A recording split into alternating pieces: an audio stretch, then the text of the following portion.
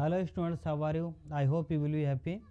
तो आज मैं पढ़ाने वाला हूँ आपको प्रेजेंट कंटिन्यूअस टेंस, इसकी पहचान और इसके जो सेंटेंस हैं अफर्मेटिव, नेगेटिव और इंट्रोगेटिव, उनका अनुवाद कैसे करते हैं।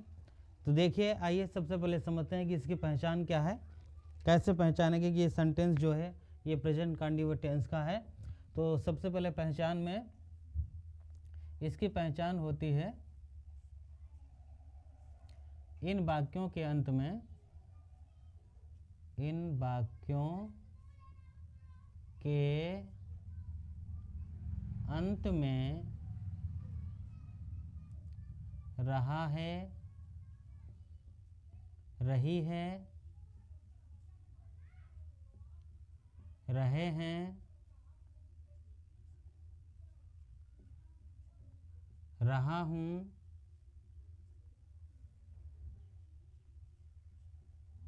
आदि शब्द लगे होते हैं। आदि शब्द लगे होते हैं तथा कार्य का जारी रहना, कार्य का जारी रहना पाया जाता है।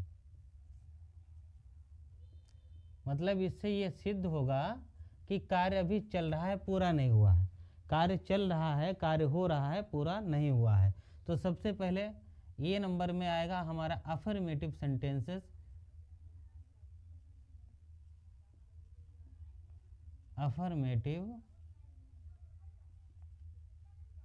सेंटेंसेस यानी कि स्वीकारात्मक वाक्य।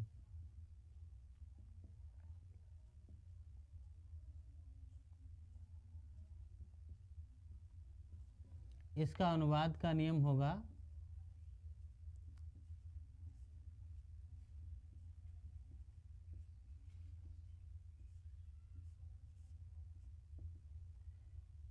ही, सी, इट आदि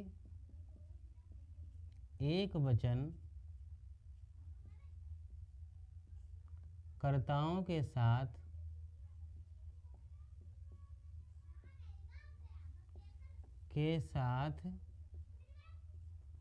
इज, कामा, यदि एक वचन करता है तो इज लगाएंगे। बी, यू, दे आदि बहुवचन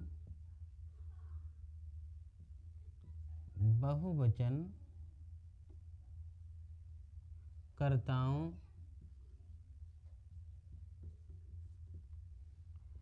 के साथ आर, मतलब एक वचन होगा, मतलब राम, मोहन, सोहन, रीता, सीता, गीता, कोई भी एक वचन हो तो इज लगाएंगे। बी, यू, दे या कोई भी बहुवचन करता है तो उसके साथ आर लगाएंगे। आर मीन्स है होता है। तथा कर्ता आई के साथ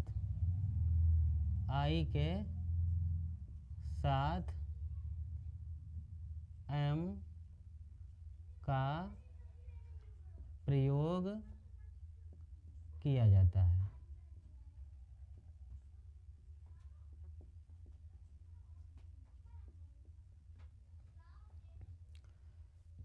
इसका स्ट्रक्चर यानी कि फार्मूला बनेगा,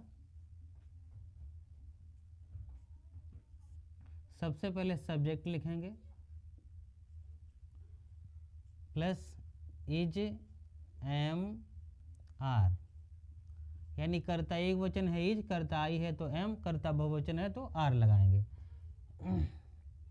प्लस वर्ब इंग फार्म, यानी कि क्रिया की इंग फार्म, जो फर्स्ट फार्म होती है क्रिया की फर्स्ट फार्म में इंग जोड़ने से वर्ब इंग फार्म बन जाती है। इसके बाद में लिख देंगे ऑब्जेक्ट। ये हो गया स्ट्रक्चर और फुल स्टॉप लगा देते हैं। तो इज एम आर के साथ में इंग फार्म का ही प्रयोग होगा। तो इस स्ट्रक्चर के अनुसार, इस फार्मूला के अनुसार सेंटेंस बनाते हैं। जैसे कोई वाक्य है, जैसे वह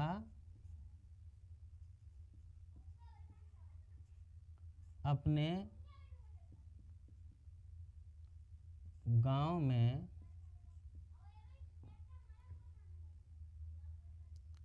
खेती कर रहा है, खेती कर रहा है। वह अपने गांव में खेती कर रहा है, मतलब जो करता है वो गांव में खेती कर रहा है, तो उसका खेती करने का काम जारी है, पूरा नहीं हुआ है, वो खेती कर रहा है तो कर रहा है। तो इसके अनुसार सबसे पहले सब्जेक्ट इसमें ढूंढेंगे। सब्जेक्ट क्या है? सब्जेक्ट है ही, और ही के बाद में क्या ही के ही एक वचन है, तो एक वचन के साथ में लगाएंगे इज, ही इज। अब इसमें वर्ब इंग फार्म, वर्ब है खेती कर रहा, यानी खेती करना। तो खेती करना मतलब ploughing, PLOUGH, plough. Plough first form होती है, इसमें इंग जोड़ देंगे तो ये प्लाउजिंग हो जाएगा, खेती कर रहे। ही इज प्लाउजिंग, वो खेती कर रहा है। कहाँ कर रहा है? इन हिज विलेज, अपने गांव में। इन हिज विलेज, वो अपने गांव में खेती कर रहा है। उसके बाद में जैसे कोई सेंटेंस है, मैं यह पुस्तक पढ़ रहा हूँ, पढ़ रहा हूँ। आई आ गया इसमें, आई मीन्स में होता है, तो आई सबसे पहले सब्जेक्ट आई, आई के साथ एम लगता है, एम लगाएंगे। आई एम वर्ब, यानी कि पढ़ना है, तो रीडिंग, READING, रीडिंग। मैं रीडिंग कर रहा हूँ, मैं पढ़ रहा हूँ, क्या पढ़ रहा हूँ? दिस बुक, यह पुस्तक। I am reading this book, मैं यह पुस्तक पढ़ रहा हूँ। फुल स्टॉप लगा देंगे। खिलाड़ी मैदान में क्रिकेट खेल रहे हैं, खेल रहे हैं। तो इसमें खिलाड़ी यानी कि प्लेयर्स, प्लेयर्स। अब प्लेयर्स बहुवचन है, तो बहुवचन के साथ क्या लगेगा? आर लगेगा। प्लेयर्स आर क्या कर रहे हैं? खेल रहे हैं, यानी कि प्लेइंग, PLAYING, प्लेइंग। प्ले में इंग जोड़ दिया तो इंग फार्म बन गई। प्लेयर्स आर प्लेइंग, क्या खेल रहे हैं? क्रिकेट खेल रहे हैं। Playing cricket in the field, मैदान में। इन द फील्ड, मैदान में क्रिकेट खेल रहे हैं। तो इस प्रकार से एक वचन है तो इज लगाएंगे, आई करता है तो एम लगाएंगे, बहुवचन है तो आर लगाएंगे, और उसके सबके साथ में इंग फार्म का प्रयोग होना है, और इंग फार्म का प्रयोग करने के बाद में ऑब्जेक्ट लिखना है। इस तरह से ये हुए अफर्मेटिव सेंटेंस। इसके बाद पढ़ेंगे नेगेटिव सेंटेंसेस। इसके बी नंबर में आएगा नेगेटिव सेंटेंसेस, नेगेटिव सेंटेंसेस, यानी कि नकारात्मक वाक्य। नकारात्मक मतलब नहीं वाले वाक्य, नकारात्मक वाक्य, ऐसे वाक्य जिनमें नहीं का प्रयोग होता है। तो इसका अनुवाद का नियम होगा,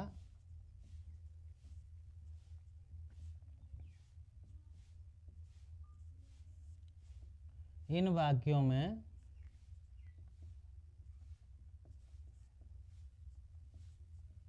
नहीं के लिए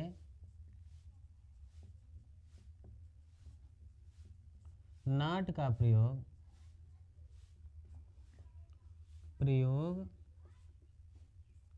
इज, एम, आर के बाद करते हैं, के बाद करते हैं। बस ये नियम हो गया। इसका स्ट्रक्चर होगा, यानी कि फार्मूला होगा। सबसे पहले सब्जेक्ट लिखेंगे, सब्जेक्ट के बाद में कर्ता के ही अनुसार इज, एम या आर लगाएंगे। उसके बाद में नॉट लिखना है, नॉट के बाद में वर्ब इंग फार्म होगी, वर्ब इंग फार्म, और इसके बाद में ऑब्जेक्ट लगा देंगे, फुल स्टॉप लगा देंगे। जैसे कोई वाक्य है, मोहन अपना काम नहीं कर रहा है, नहीं कर रहा है। मोहन अपना काम नहीं कर रहा, तो सब्जेक्ट क्या है इसमें? मोहन है। तो सबसे पहले मोहन, अब मोहन कैसा है? एक वचन है तो इज लगाएंगे और इज के बाद में नॉट लगा देना है। कर रहा यानी कि डूइंग, डूइंग हिज वर्क, अपना कार्य, हिज वर्क, ये ऑब्जेक्ट हो गया। Mohan is not doing her his work, अपना काम नहीं कर रहा है। इसी प्रकार से मैं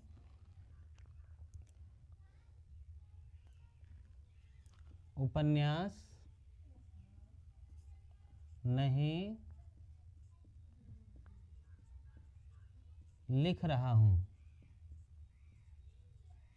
मैं उपन्यास नहीं लिख रहा हूँ, तो आई एम नॉट राइटिंग। वैसे राइट में तो WRITE होता है, लेकिन जब इंग फॉर्म जोड़ देते हैं तो ई हट जाती है। यहाँ पर WRITING लिखेंगे। आई एम नॉट राइटिंग, क्या नहीं लिख रहा हूँ? उपन्यास। Writing novel, NOVEL, novel. मैं उपन्यास नहीं लिख रहा हूँ।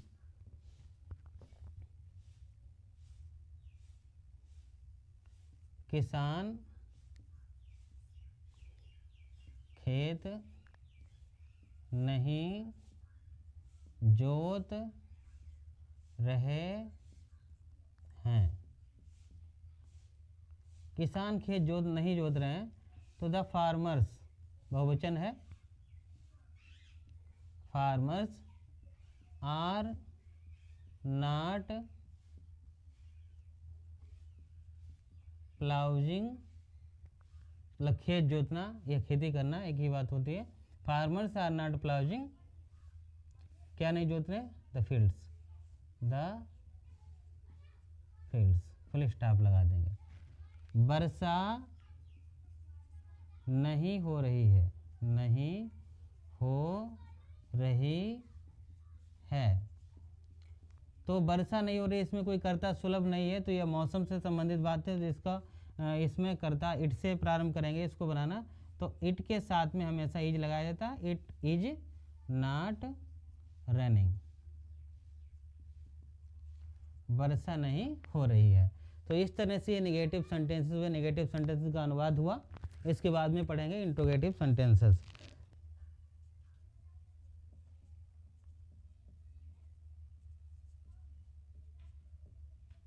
इंट्रोगेटिव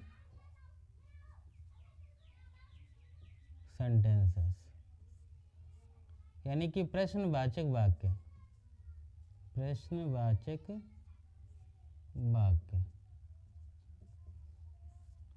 अनुवाद का नियम,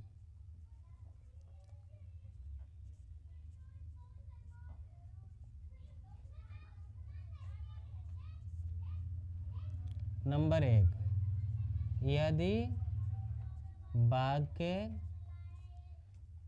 क्या से आरंभ हुआ है तो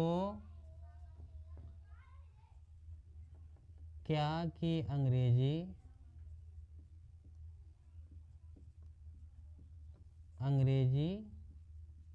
वर्ड नहीं लिखते हैं, नहीं लिखते हैं। तब क्या करते हैं? इसके लिए क्या होता है? इसके लिए वाक्य में सर्वप्रथम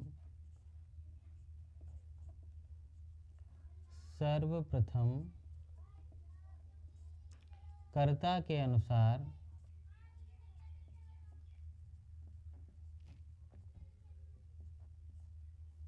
इज, एम या आर लिखें। कर्ता के अनुसार इज, एम, आर लिखते हैं। इसके बाद कर्ता क्रिया की इंग फॉर्म,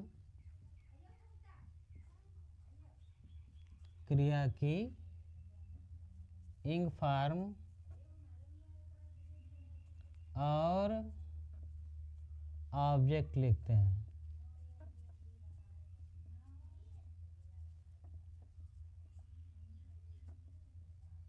नंबर 2,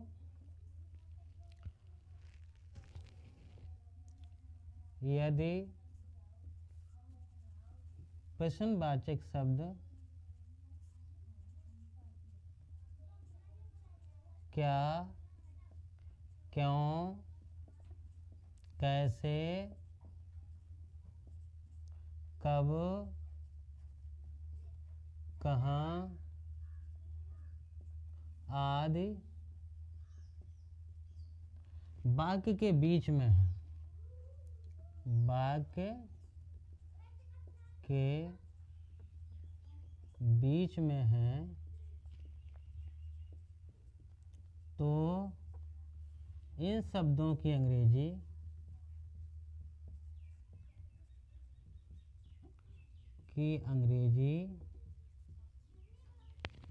वाक्य में सर्वप्रथम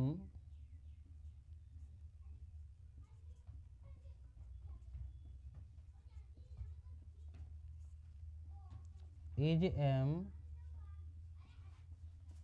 आर से भी पहले लिखते हैं।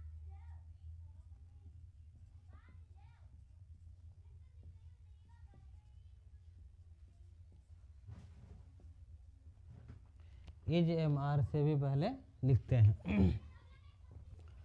नंबर 3, यदि ऐसा वाक्य नेगेटिव है, मतलब नहीं वाला वाक्य है, नेगेटिव है, तो नॉट का प्रयोग मुख्य क्रिया से पहले करते हैं। मुख्य क्रिया मतलब जो इंग फॉर्म है उससे पहले, मुख्य क्रिया से पहले करते हैं।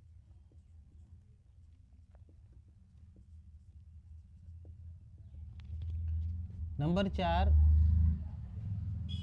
हु मीन्स कौन होता है, तो हु के तुरंत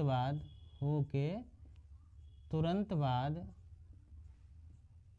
मुख्य क्रिया, सहायक क्रिया और मुख्य क्रिया। तुरंत बाद सबसे पहले लिखेंगे सहायक क्रिया और मुख्य क्रिया दोनों आते हैं,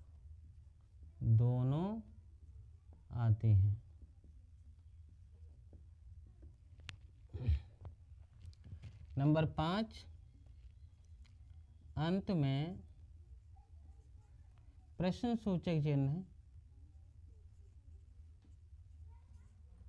चिन्ह अवश्य लगाते हैं।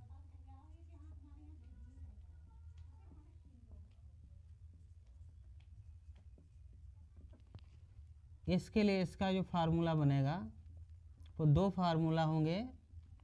सबसे पहला फार्मूला है जो वाक्य क्या से आरंभ होते हैं, तो उनके लिए सबसे पहले या तो इज लगाना है कर्ता के अनुसार, एम लगाना है या आर लगाना है। उसके बाद में सब्जेक्ट के बाद वर्ब इंग फॉर्म, ऑब्जेक्ट और लास्ट में क्वेश्चन मार्क लगा देंगे। अब यदि क्या, क्यों, कैसे, कब, कहाँ वाक्य के बीच में है तो उनकी अंग्रेजी नियम के अनुसार सबसे पहले लिखेंगे, यानी कि सबसे पहले आएगा क्वेश्चन वर्ड, उसके बाद में इज, एम, आर कर्ता के अनुसार लगाएंगे, कर्ता लिखेंगे, कर्ता के बाद में क्रिया की इंग फॉर्म लिखेंगे, क्रिया की इंग फॉर्म और कर्म लगाएंगे, यानी कि ऑब्जेक्ट लिखने के बाद में क्वेश्चन मार्क लगा दिया जाएगा। जैसे कोई सेंटेंस है,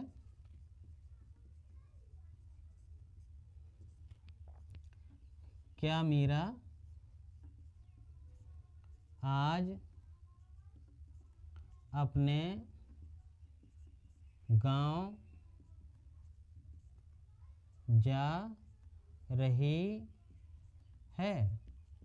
क्वेश्चन मार्क है। क्या मीरा आज अपने गांव जा रही? तो सबसे पहले ऊपर के अनुसार पहले देखेंगे करता क्या, करता हमारा मीरा है और मीरा है एक वचन, तो एक वचन के अनुसार क्या लगेगा, इज लगेगा, इज। उसके बाद में सब्जेक्ट लगाएंगे मीरा, वर्बिंग फॉर्म में गोइंग, गो मतलब गोइंग, गोइंग कहाँ जा रही है, अपने गांव, going to her village, her village कब जा रही है, आज जा रही, टुडे। क्या मीरा आज अपने गांव जा रही है? ऐसा वाक्य यदि नेगेटिव है तो कैसे बनाएं, जैसे क्या मैं निबंध नहीं लिख रहा हूँ? तो क्या मैं निबंध नहीं लिख रहा हूँ, यानी कि सबसे पहले आई के अनुसार यहाँ पर एम लगाएंगे, एम आई। अब हमने नियम में बोला है कि नाट का प्रयोग मुख्य क्रिया से पहले करते, तो मुख्य क्रिया इसमें है लिख रहा है, यानी कि लिखना है, तो एम आई नाट लगाएंगे, am I not writing N ऐसे, एन ऐसे, क्या मैं निबंध नहीं लिख रहा हूँ। अब कोई सेंटेंस है, तुम्हारा भाई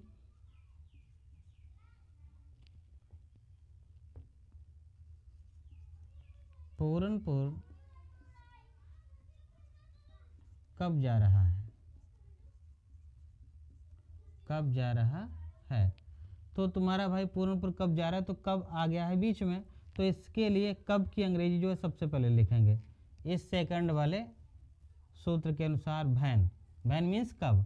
अब तुम्हारा भाई मतलब एक वचन है तो क्या लगाएंगे, इज लगाएंगे, वैन इज तुम्हारा भाई योर ब्रदर, योर ब्रदर। अब योर ब्रदर के बाद में कर्ता के बाद में फॉर्म, यानी कि जा रहा, going, going to Puranpur, question mark लगा देंगे, तुम्हारा भाई पूरनपुर कब जा रहा है। अब कोई सेंटेंस इस तरह का ऐसा है जो नेगेटिव है, जैसे सेंटेंस दिया हुआ है, वे अब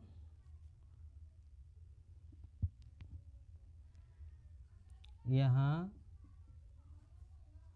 क्यों नहीं आ रहे हैं, वे अब यहाँ क्यों नहीं आ रहे हैं, तो क्यों, क्यों की अंग्रेजी सबसे पहले लिखेंगे भाई। अब यहाँ पर देखें करता क्या है, दे, यानी कि वे बहुवचन है तो आर लगाएंगे, भाई आर। अब क्या लगना है, सब्जेक्ट लगना है, तो दे। क्रिया अब नेगेटिव है तो वो क्रिया की फर्स्ट फॉर्म जो इंग फॉर्म है इससे पहले, तो उससे पहले यहाँ पर नाट लगाएंगे, नाट, वाई आर दे नाट आ रहे हैं मतलब coming, coming, why are they not coming here now, यानी कि वे अब यहाँ क्यों नहीं आ रहे हैं। और ये हु के तुरंत बाद सहायक क्रिया और मुख्य क्रिया आती है, तो जैसे कोई सेंटेंस है, तुम्हें कौन बुला रहा है, बुला रहा है, तो तुम्हें कौन बुला रहा है, तो बुलाने वाला कौन एक वचन है, तो यहाँ पर लिखेंगे हु इज, तुरंत सहायक क्रिया हु इज, और उसके बाद में तुरंत मुख्य क्रिया कॉलिंग यू, तुम्हें कौन बुला रहा है, हु इज कॉलिंग यू, तुम्हें कौन बुला रहा है। इस तरह से ये नियम हुआ इसका प्रश्नवाचक वाक्य यानी कि इंट्रोगेटिव सेंटेंसेस को ट्रांसलेट करने का। आज आप लोगों ने प्रेजेंट कंटिन्यूअस टेंस के अफर्मेटिव, नेगेटिव और इंट्रोगेटिव सेंटेंसेस को सीखा। यदि वीडियो अच्छी लगी तो लाइक करें, कमेंट करें, सब्सक्राइब करें, बेल आइकन प्रेस करें। थैंक्स।